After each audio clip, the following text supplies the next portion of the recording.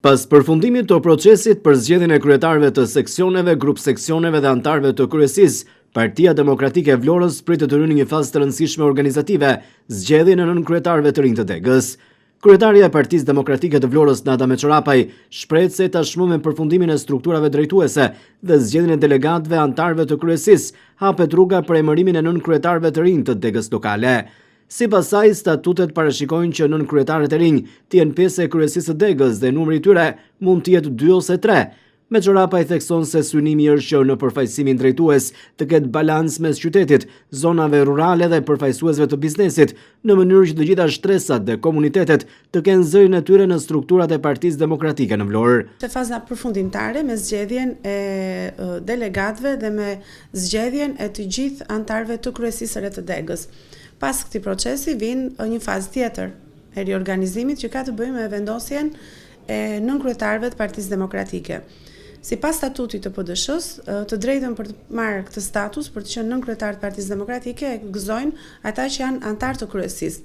Prandaj dhe kjo kryesi ka garë, ka sfida, ka emra, mund të jenë 2, mund të jenë 3 dhe 3 nënkryetar partie. Mendojmë që ta ndajmë sipas zonave, të ketë përfaqësim dhe nga zonat rurale, dhe nga qyteti, dhe nga biznesi.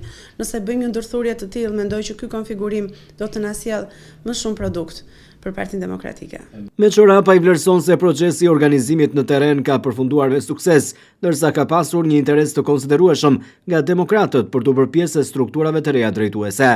Sipas saj, një punë e mirë është bërë edhe në drejtim të antarësimeve të reja, ku jo vetëm janë afruar figura të reja, por edhe të rinj kanë marrë përgjegjësi drejtuese në seksione dhe grup seksione. Por më gëzon fakti që konfigurimet e reja patën interes nga të gjithë demokratët për të marrë pjesë në riorganizimin e seksioneve. Ajo që është për të theksuar është që një punë shumë e mirë është bërë në parti me antarësimet e reja, që ka djemë dhe vajza të reja, të cilat duan të marrin përsipër seksionin që është qeliza bazë e një force politike.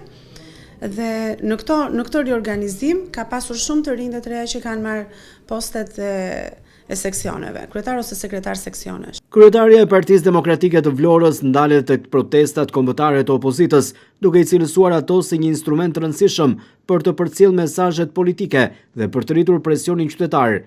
Ndërsa sipas saj, protestat po zhvillojnë mirë dhe po arrin të japin efektin e tyre në opinionin publik. Dega e Vlorës ka qenë një nga degët më të mirë organizuara në çdo protestë që ne kemi pasur në Tiranë. Dhe për këtë ju jam shumë falenderuese të gjithë mbështetësve demokratëve që pas 13 vitesh opozitë kaq të gjatë vazhdojnë të jenë me shpirt dhe me përkushtim pranë Partisë Demokratike. Një faleminderit të madh, një falenderim. Meçorapaj nënvizon se dega e Partisë Demokratike të Vlorës ka qenë ndër më të organizuarat në protestat e zhvilluara në Tiranë, si për nga pjesëmarrja ashtu edhe për mobilizimin e strukturave. Ato që janë kauzat madhore të opozitës, që ne kemi theksuar dhe herë tjetër, largimin e qeverisë kundër korrupsionit, nuk mund të jetë fytyra e çdo shqiptari një korrupsion me këto hapa gjigant ku anormalia është bërë normale tashmë në shoqëri.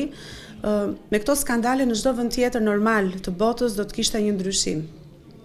Me sa duket, është e vështirë për të bërë ndryshimin, sepse nga momenti që instalohen sisteme të tilla neokomuniste, është shumë e vështirë për të bërë rotacionin politik, por ne do të përpiqemi me votë, me protesta, do të përpiqemi duke qenë krah qytetarëve të bëjmë maksimumin për gjithë ata që na besojnë. Meçorapaj thekson se Partia Demokratike po kalon një proces riorganizimi dhe forcimi të strukturave në bazë, me synim për të qenë më pranë qytetarëve dhe për të ndërtuar një alternativë më të fortë politike për zgjedhjet e ardhshme.